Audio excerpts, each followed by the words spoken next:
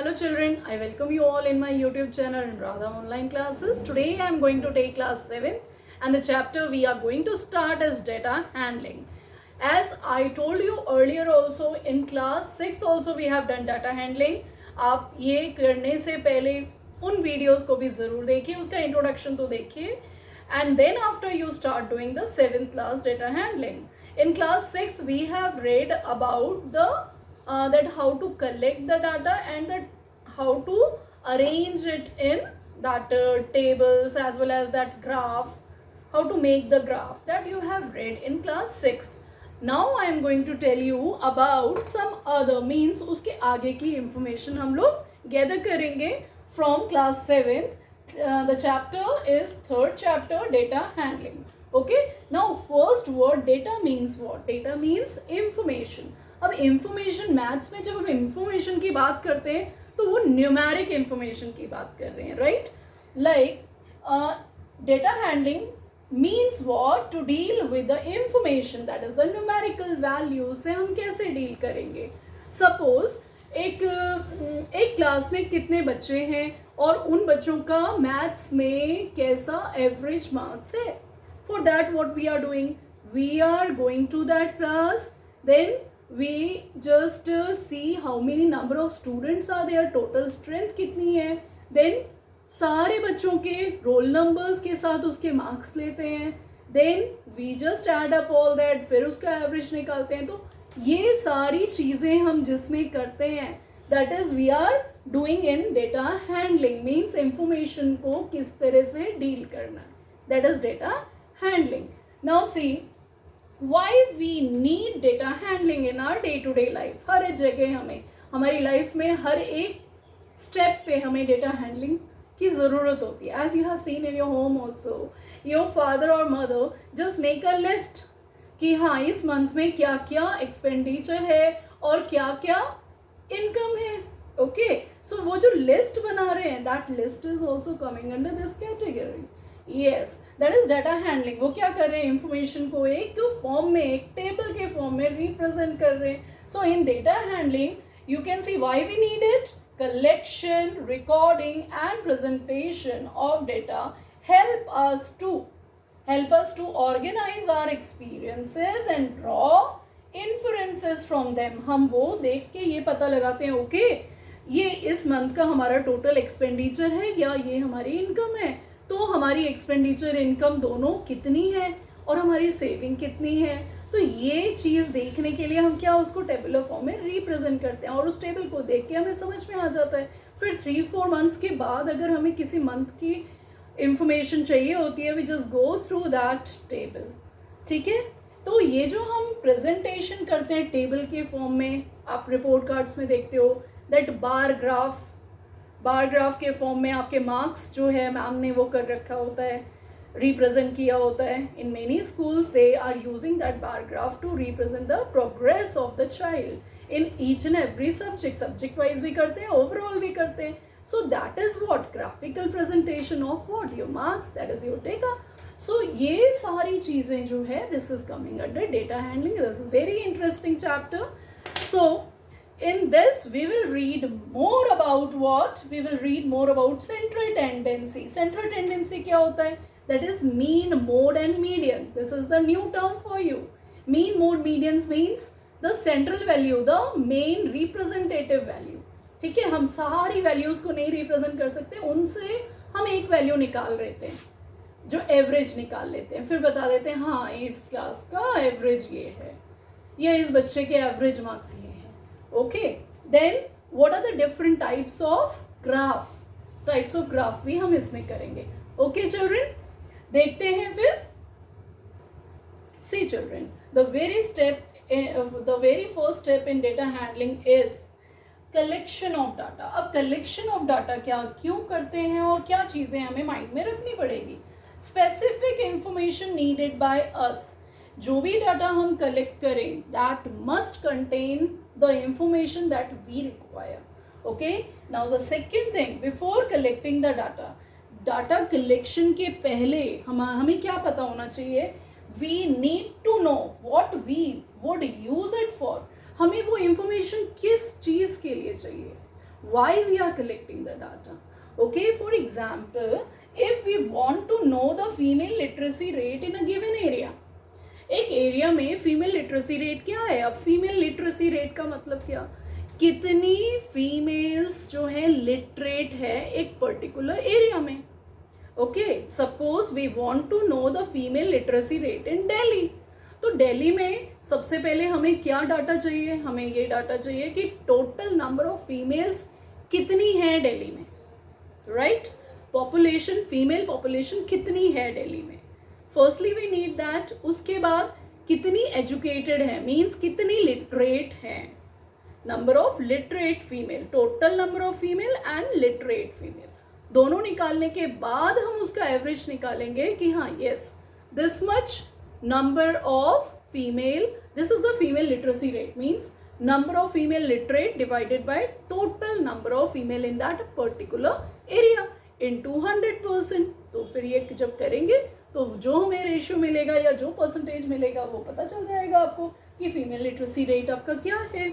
In the same way अभी corona का जैसे टाइम है तो हम कह सकते हैं कि हाँ वो अगर आपके पर्टिकुलर एरिया में कोरोना पेशेंट का परसेंटेज क्या है, कैसे पता करोगे आप. यस, टोटल पॉपुलेशन क्या है आपके एरिया की और नंबर ऑफ कोरोना पेशेंट कितने हैं. तो number of corona patient divided by total, okay, into 100%. तो फिर हम क्या इस तरह से हम पता लगा लेंगे. Okay, so that we will do in the questions. इसके बाद हम सेकेंड स्टेप पे आते हैं, that is organisation of data. Yes, that is organisation of data. Say children, second step is organization of data. Now, what is organization and why we need it? When we organize the data, means when we arrange the data in a tabular form या किसी और form में ascending order, descending order, किसी भी form में जब हम data को organize कर लेते हैं, then it will be easy for us, it becomes easy for us to understand as well as interpret it. Means what the table want to say, that we come to know जब हम उसको tabular form में कर लेते हैं. Suppose your class teacher is that miss Neelam. Miss Neelam ने ये देखना चाहा कि ओके एक क्लास टेस्ट लिया. उस दिन सिर्फ 10 स्टूडेंट्स प्रेजेंट थे, राइट. 10 स्टूडेंट्स का जो मैथ्स का टेस्ट लिया, class test, that is of 20 marks.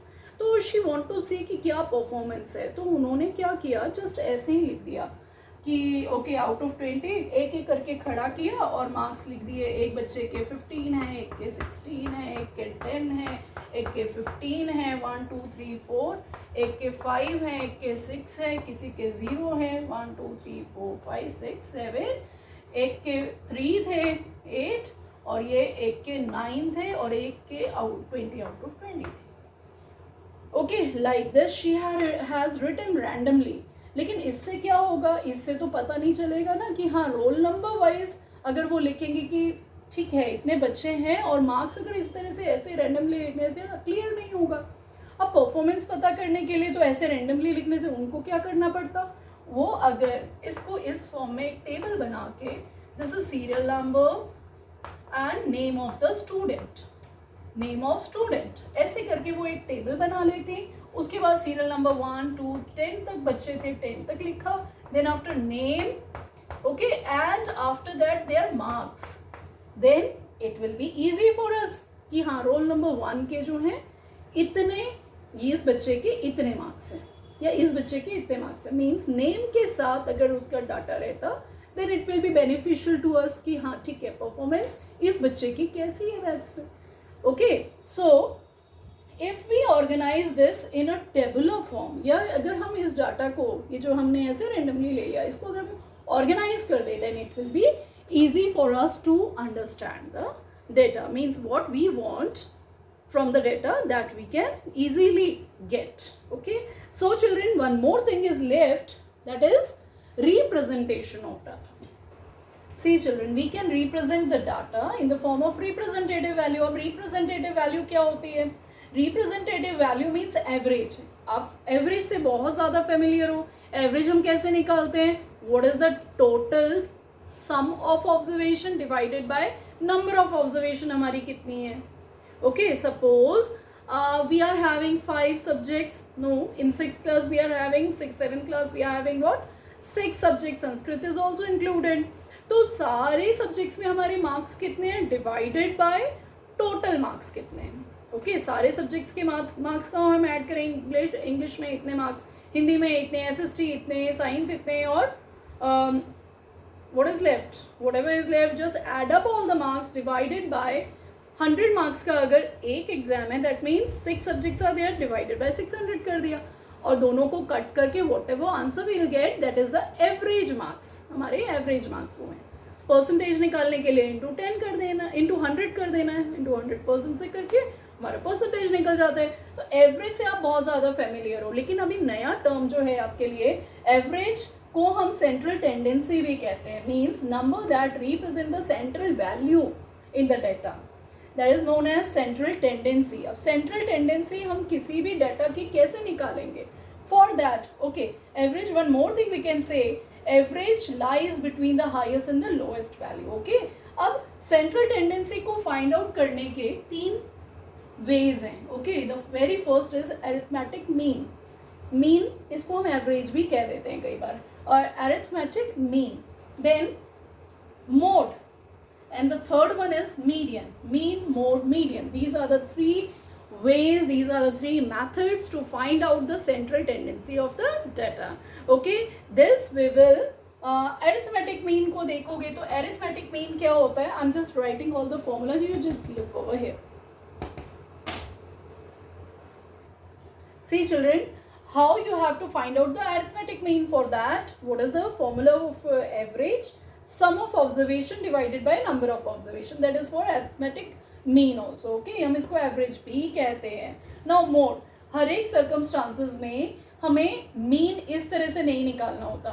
It depends on the circumstances. जैसे अभी ट्रेंड में क्या चल रहा है, मीन्स अभी बहुत सारे ड्रेस मटेरियल का फैशन है, तो सबसे ज़्यादा कौन सी ड्रेसेस लोग पसंद कर रहे हैं, means most likely. Okay, means observation that occurs maximum times, किसकी डिमांड सबसे ज़्यादा है, that is the mode, that is the trend of that all data. ठीक है, तो सेंट्रल टेंडेंसी जो सेकंड मोड है वो हम कैसे निकालते हैं, किसकी सबसे मैक्सिमम फ्रीक्वेंसी है, कौन सी चीज सबसे ज्यादा डिमांड में है, कौन सी चीज सबसे ज्यादा ट्रेंड में है. Okay, having the maximum frequency. Third is median. Median कैसे फाइंड आउट करते हैं? If we are having n means number of items जो हैं, that is odd number. Suppose that वो ऑड नंबर है, तो हम कैसे उसके लिए फाइंड आउट करेंगे मीडियन? n+1/2th item. इसमें भी सबसे पहले हम इसको अरेंज करेंगे असेंडिंग या फिर डिसेंडिंग ऑर्डर. राइट, जब मैं क्वेश्चंस कराऊंगी तो आपको बिल्कुल क्लियर हो जाएगा. असेंडिंग डिसेंडिंग ऑर्डर में हम इसको अरेंज करेंगे. After that we use this formula. अगर वो इवन नंबर है तो हम, सॉरी ऑड नंबर है तो हम n+1/2th आइटम देखेंगे. मीन्स हमने ऐसे करके इसको असेंडिंग में अरेंज कर लिया, फिर n+1/2 जितना भी आया, सेकेंड आइटम आया, तो सेकेंड वैल्यू जो भी होगी हमारी, that is the median. Right, अब इसके बाद अगर वो ऑड नंबर ऑफ ऑड है, ऑड नहीं, ऑड के लिए 1 2 3 4 5, ऑड नंबर के लिए हमारा फॉर्मूला ये है. अगर वो इवन होता है number, means number of datas हमारे क्या है, इवन है, तो हम क्या करेंगे, हम ये वाला फॉर्मूला यूज करेंगे. मीन्स n/2 फाइंड आउट करेंगे पहले, फिर n+1/2 फाइंड आउट करेंगे, उसके बाद उसका एवरेज निकालेंगे डिवाइडेड बाई 2 करके. Which number we are getting, which place we are getting, whatever, may be it will be 4th, तो 4th नंबर पे जो भी नंबर होगा वो हमारा मीडियन होगा. That you will get to know when you will do the sums. Okay, तो मिलते हैं अपनी नेक्स्ट वीडियो में with the questions of exercise 3.1 and 3.2. Will discuss over there. Okay, उम्मीद है आपको वीडियो पसंद आई होगी. पसंद आई है तो लाइक ज़रूर कीजिए, and as much as it is possible share it. Okay, thank you and have a nice day. Please subscribe my channel. Thank you.